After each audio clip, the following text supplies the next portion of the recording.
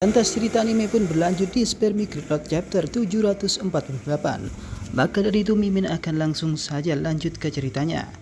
Sebelumnya Shin diperlihatkan bahwasanya di dalam penjara kali ini orang-orang telah mendukung Luso. Dan Luso ternyata kehilangan nilai emosi negatif yang telah ia tebar sebelumnya. Setelah dia melihat notifikasi dari peta bintang miliknya, ia mengetahui bahwasanya nilai emosi negatif itu telah turun drastis. Bagaimana ini bisa terjadi? Pikir Luso mengatakan hal itu dalam hatinya. Padahal ia sebelumnya telah merencanakan sesuatu. Ia menjadi iblis, lantas kemudian ia akan menargetkan semua orang yang ada di dalam penjara. Setelah hal itu terjadi, maka dia akan mendapatkan nilai emosi negatif yang cukup banyak. Padahal aku sudah berusaha untuk menebarkan nilai emosi negatif atau kekacauan. Bahkan semua orang yang ada di dalam tempat tersebut diutus Luso untuk menawan semua orang yang datang dari bumi. Tapi kenapa kali ini berbanding terbalik seperti apa yang dipikirkan oleh Cheng Zuan? Yakni rencana Luso tidak akan pernah lancar seperti biasanya atau memenuhi target.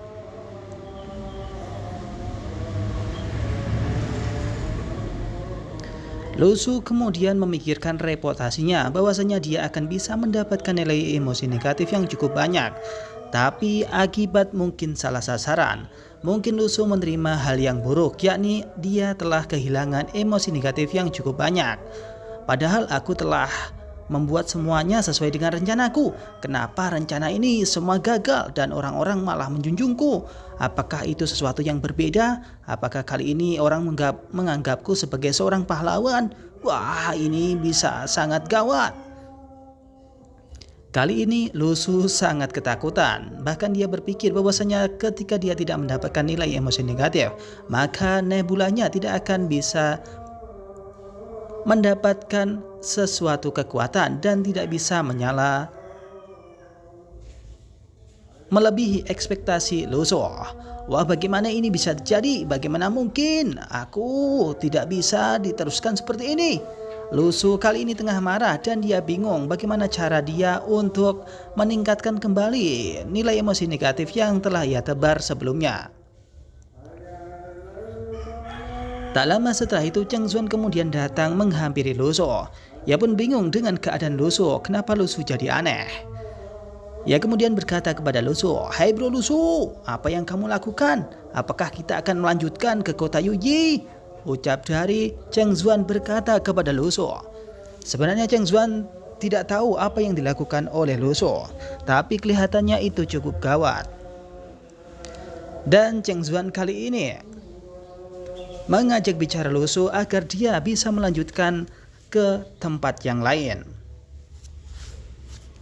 Dengan marah, Luso kemudian berkata, "Wah ya, kita akan melanjutkan perjalanannya."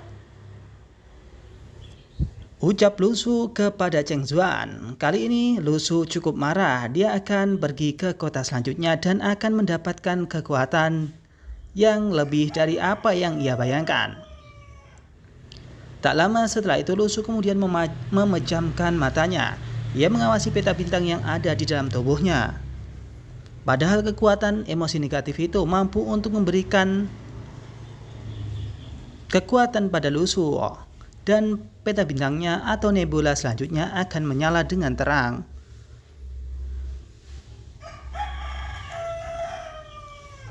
Luso kemudian berusaha untuk menghubungi Xiaoyu lewat kekuatan peta bintang miliknya.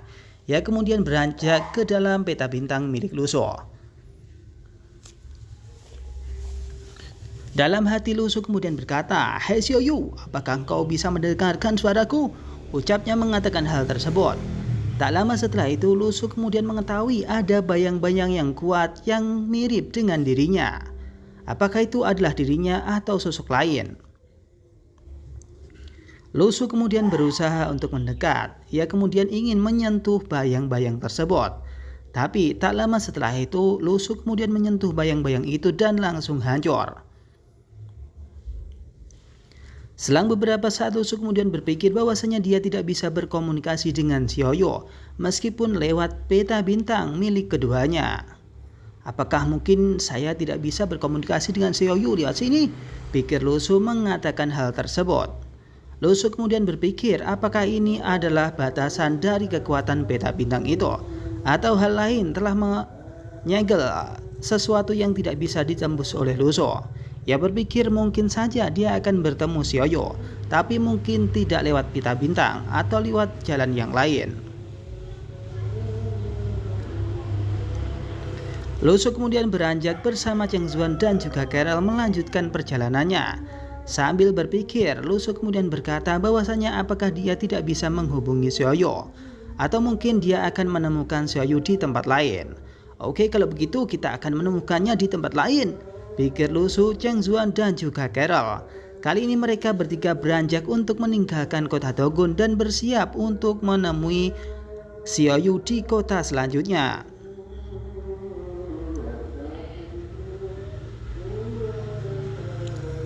Sementara itu di kota Dogon, setelah Lu Su menghancurkan gerbang dari kota Dogon, di sini nampaknya seseorang kemudian menangis dan merengek. Wah, tolong aku telah diancam oleh seseorang dan aku ini akan berlari. Wah, tolong aku. Nampak seorang pembantu kemudian berlari ke sana kemari. Dia pun kebingungan dan ingin memberikan informasi kepada penguasa kota. Wah, lari, itu ada seorang master. Aku akan memberitahukan informasi ini kepada semua orang yang ada di dalam. Ucapnya lantas berlari meninggalkan gerbang yang telah hancur. Dan kali ini dia akan menuju ke penguasa kota, yakni kota Dogon.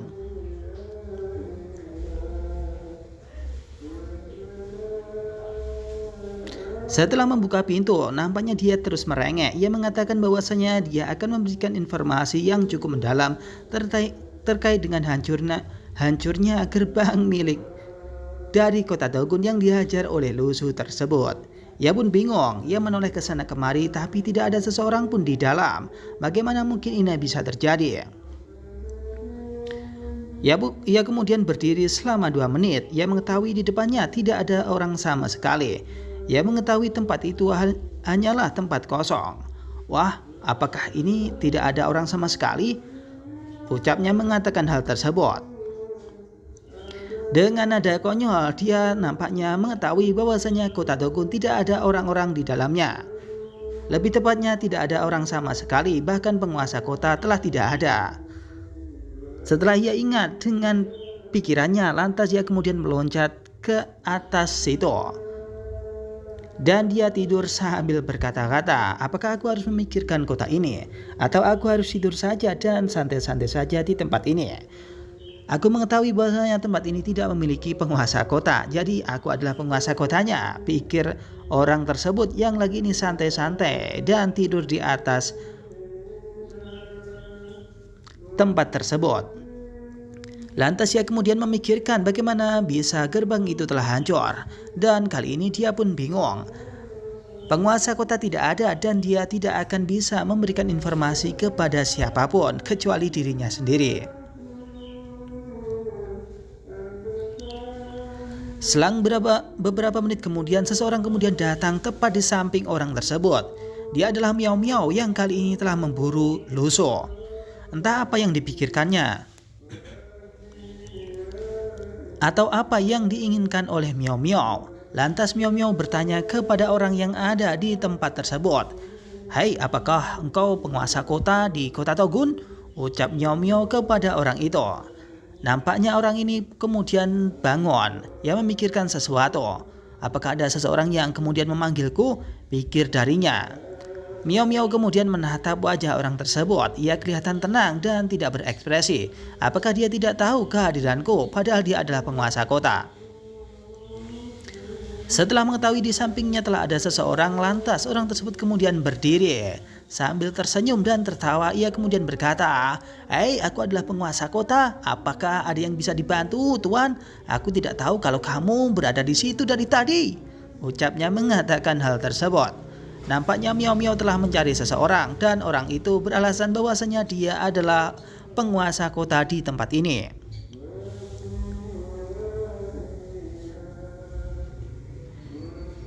Miao Miao kemudian mengeluarkan secari kertas berisi gambar kekuatan dagger milik Lu Su.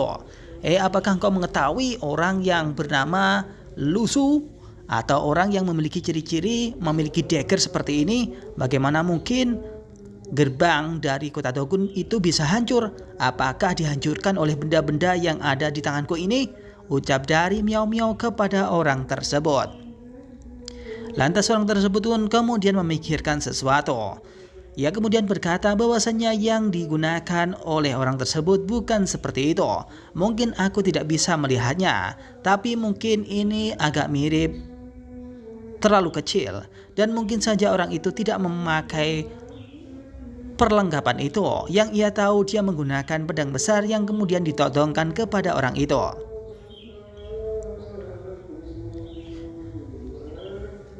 Tak mendapatkan informasi juga di sini, Miao Miao kemudian memberikan informasi yang lebih detail terkait dengan wajah Lu Su. Oke, kalau begitu aku akan membiarkan diriku mengeluarkan kekuatan. Dan apakah engkau mengenali orang ini? Ucapnya mengatakan hal tersebut. Tiba-tiba dia kemudian mengeluarkan sebuah pasir yang kemudian bisa dirilisnya dan akan dibuat sesuatu hingga sesuatu itu dapat dikenal oleh orang tersebut. Miao Miao kemudian memberikan ciri-cirinya. Ciri-cirinya adalah seperti ini. Wajahnya sangat manis, kemudian memiliki hidung yang mancung dan rambutnya hitam. Apakah engkau tahu? Aku akan membuatkan contohnya untukmu. Ucap Miao Miao mengatakan hal itu. Tapi nampaknya orang tersebut cukup bodoh, yang memikirkan bahwasanya dia tidak seperti apa yang ia gambarkan sebelumnya, atau tidak seperti orang yang ditemuinya sebelumnya. Lantas orang tersebut kemudian berkata, wajah ini cukup menarik, aku tidak mengerti atau tidak mengenal. Mungkin kamu bisa memberikan wajah seperti hidungnya lebih mancung, atau mungkin giginya lebih bertaring. Ucap orang tersebut berkata kepada Miao Miao. Lantas Miao Miao kemudian menggambar wajahnya seperti yang diinginkan oleh orang tersebut. Dan seperti inilah wajah dari Lu Su, yakni sang Raja Surgawi atau Raja Surgawi ke-9. Setelah gambaran itu selesai, lantas orang tersebut kemudian berkata bahwasanya ini adalah gambar yang benar. Ia mengetahui orang tersebut telah mengacau di kota Dogun dan menghancurkan benteng besar itu. Ya, sepertinya itu adalah orangnya, dan ini persis seperti yang datang ke sini.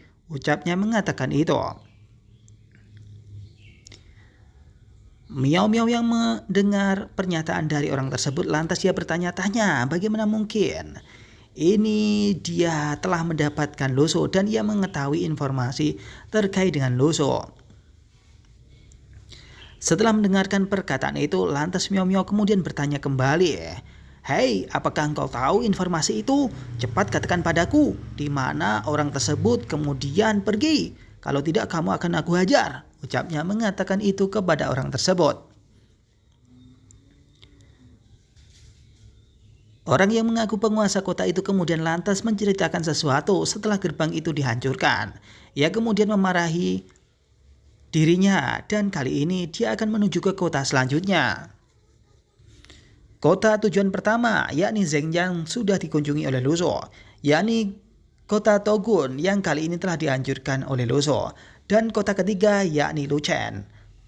Bukan, maksud Mimin adalah Yunyi, dan kemudian Luchen yang terakhir adalah Bulou. Mungkin orang tersebut akan menuju ke Yunyi kali ini dan dia akan menuju ke kota terakhir. Ucap dari orang tersebut mengatakan itu kepada Miao Miao. Setelah mendengarkan perkataan itu, sesegera mungkin Miao Miao kemudian mengeluarkan kekuatannya dan pergi meninggalkan tempat itu. Nampak orang tersebut kemudian bingung dan melihat situasi serta kondisi. Orang tersebut telah tidak ada di sampingnya. Ia berpikir bahwasanya orang itu sangatlah kuat dan mungkin saja dia akan mendapatkan orang yang telah menghancurkan tembok besar milik kota Dogun tersebut. Sang penguasa kota itu kemudian keluar untuk mencari orang tersebut. Apakah orang tersebut tetap ada di tempat ini atau sudah pergi ke tempat lain? Ia kemudian beranjak untuk pergi keluar. dan dia sudah melihat bahwasanya di luar sana tidak ada seseorang sama sekali, bahkan hanya angin yang bertiup ke sana kemari.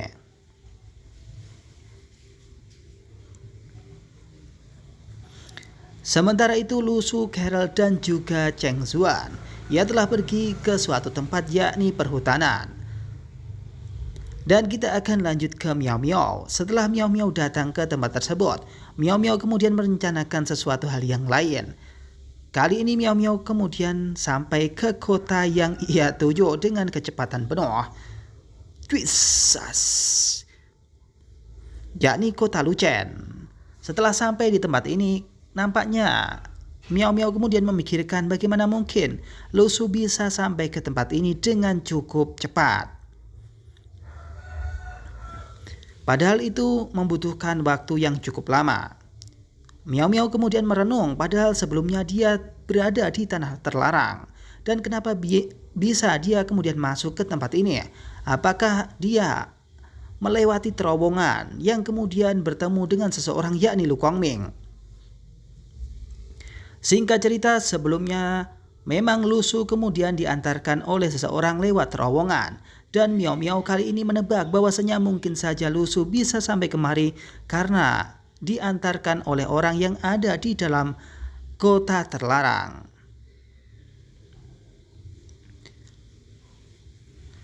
Setelah memikirkan sesuatu, nampaknya di sini dia merencanakan sesuatu dan akan sampai di kota selanjutnya, yakni ke kota Luchen, dan dia akan menunggu Lu Su di sana. Memang rutenya yakni kota Zhenyang, Togun, kemudian Yunyi, Luchen, dan yang terakhir Bolou. Setelah memikirkan hal tersebut, kini Miao Miao bersiap untuk pergi meninggalkan tempat itu dan akan menunggu Lu Su di tempat yang ia pikirkan.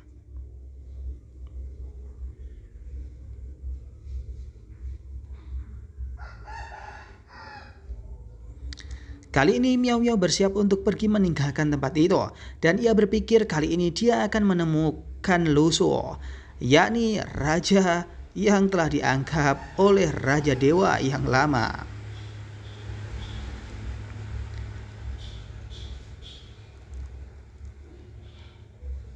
Setelah Miao Miao meninggalkan tempat tersebut dan akan menuju ke kota selanjutnya yang akan dikunjungi oleh Lu Su, kali ini kita berpindah ke Lu Su dan juga Carol bersama dengan Cheng Zuan.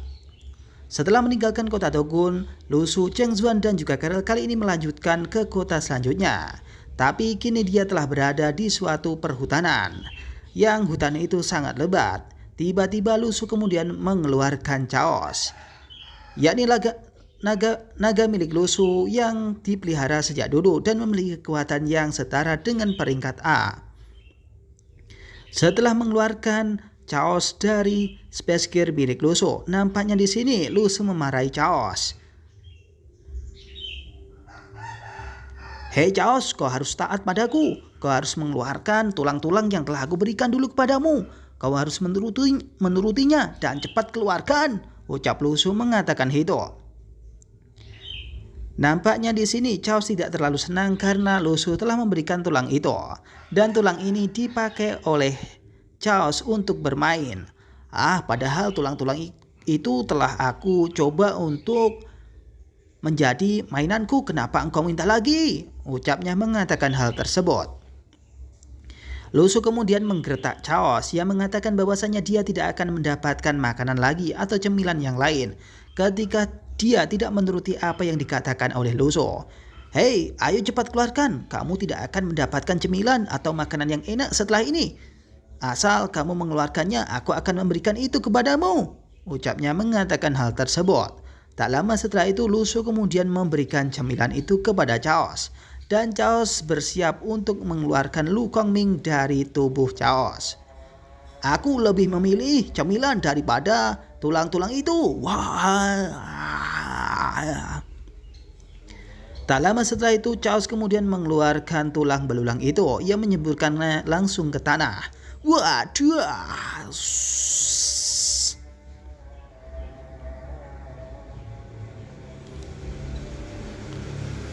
Setelah sampai di tanah, nampaknya di sini Lu Su memikirkan sesuatu. Kenapa bisa Chaos itu memiliki kesukaan kepada tulang-tulang yang telah diberikan Lu Su ke dalam space gear-nya? Apakah ini sesuatu yang menarik bagi Chaos? Padahal aku tidak menginginkan hal itu. Wah, capek sekali, pikir Lu Su mengatakan itu lalu mengeluarkan space gear miliknya dan kemudian memasukkan Chaos lagi ke dalam space gear milik Lu Su. Setelah lulang belulang itu kemudian keluar dari mulut Chaos, nampaknya Cheng Zuan dan juga Carol kemudian sedikit kaget.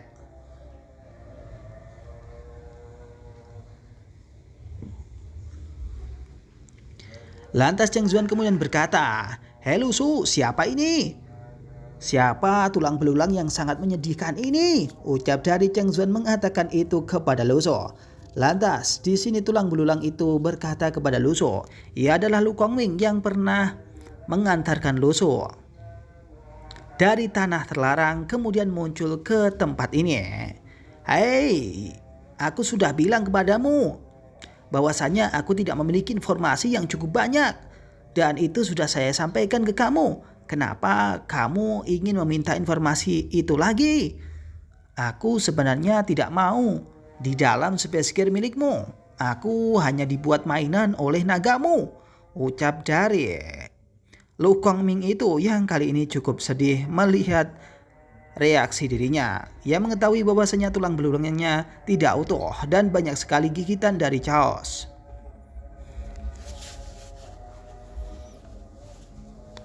Dua menit berselang, di sini tulang belulang itu atau Lu Kongming itu berkata bahwasanya ketika dia keluar dari sini, jika tidak ada wadah manusia yang bisa ia rasuki, maka tubuhnya akan menghilang. Ucapnya mengatakan itu kepada Lu Su. Lu Su lantas berkata bahwasanya mungkin saja dia akan diselamatkan oleh Lu Su, tapi ada persyaratan yang akan diberikan oleh Lu Su. Hei Lu Kongming, katakan sesuatu kepadaku. Siapakah dirimu dan ceritakan sebuah informasi yang bisa memberikanku sesuatu untuk dipahami. Ucap Lu Su mengatakan itu kepada Lu Kongming. Lu Su juga menggertak kepada Lu Kongming. Jika dia tidak menuruti apa yang dikatakan oleh Lu Su, maka Lu Kongming akan tidak bisa hidup kembali. Lu Su seperti iblis, ia kemudian menggertak kepada Lu Kongming. Hei Lu Kongming, ceritakan sesuatu dan berikan informasi, kalau tidak kau tidak akan bisa hidup setelah ini. Ucapnya mengatakan itu. Lu Kongming pun nampak ketakutan. Ia mengetahui bahwasanya dia tidak akan bisa hidup tanpa sandaran. Lantas Lu Kongming kemudian berkata bahwasanya ia sebentar lagi akan kehilangan nyawanya. Maka dari itu dia harus memiliki wadah.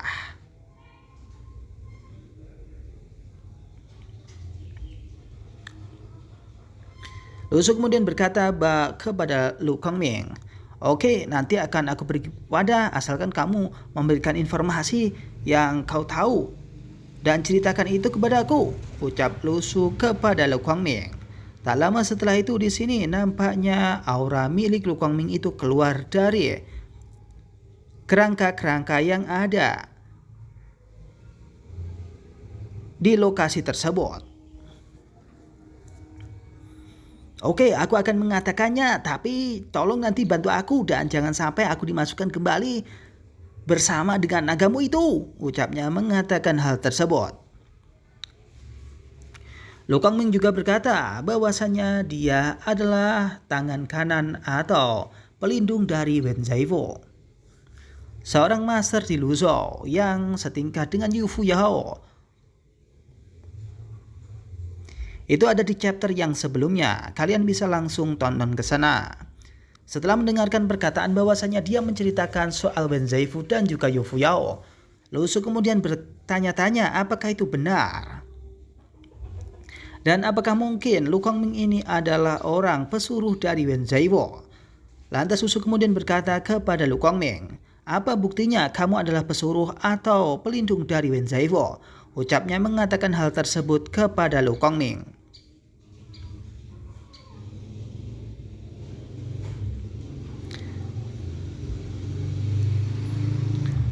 Lu Kangming bercerita bahwasanya dia adalah orang atau tangan kanan milik Wen Zaifu. Dan kemudian dia terlempar ke tanah terlarang karena hal-hal yang menyangkut dirinya. Ia kemudian disuruh oleh Wen Zaifu untuk menghancurkan tugu milik Yu Fuyao. Tapi hal tersebut malah membuat dia terlempar ke tanah terlarang, dan kali ini ia berada di tempat ini. Ucapnya mengatakan itu kepada Lu Su. Lu Su pun sedikitnya tidak percaya karena Lu Kangming itu penipu. Tapi kali ini Lu Su sedikit percaya karena mungkin itu yang bisa mengantarkan nyawanya untuk hidup kembali lewat wadah yang lain. Wen Zaifu beranggapan bahwasanya tugu milik Yu Fuyao itu membahayakan Raja Dewa yang lama. Maka dari itu, ia menyuruhku untuk menghancurkan tugu besar itu milik Yu Fuyao. Tapi aku adalah orang yang kuat, kau mengerti apa yang aku katakan bukan? Ucap dari Lu Kangming yang itu sangat sombong, menunjukkan kekuatan bahwasanya ia sangat kuat. Mendengar perkataan dari Lu Kangming di sini, Lu Su kemudian sedikit bingung apakah mungkin apa yang dikatakan oleh Lu Kangming itu benar. Sebelumnya ia telah bertemu dengan Wen Zaifu yang berada di Luzhou. Ia juga bertemu ketika dia berada di dunia. Wen Zaifu pernah mengunjunginya, tapi kelihatannya itu cukup mustahil. Kenapa Raja Dewa Tua Lama itu telah membiarkan Lu Kangming untuk terdampar di tempat ini? Bahkan Lu Su bertanya-tanya, apakah Wen Zaifu itu bersama Yu Fuyao memiliki sesuatu yang bisa diceritakan? Padahal sebelumnya di tanah terlarang ia juga menemukan seseorang yang juga terlempar, yakni seorang gadis kecil yang bisa berubah menjadi orang dewasa. Dan apakah benar itu adalah orang yang disuruh atau dilemparkan oleh Raja Dewa Tua ke tempat ini? Lu Su kemudian bertanya-tanya apa yang dikatakan oleh Lu Kangming ini benar atau salah, atau mungkin hanya firasat dirinya saja, atau bahkan Lu Kangming hanya berpura-pura dan ingin memanipulasi cerita yang ada di tempat ini. Dan cerita pun berakhir di sini, akan dilanjut di Spare Me Chapter yang selanjutnya.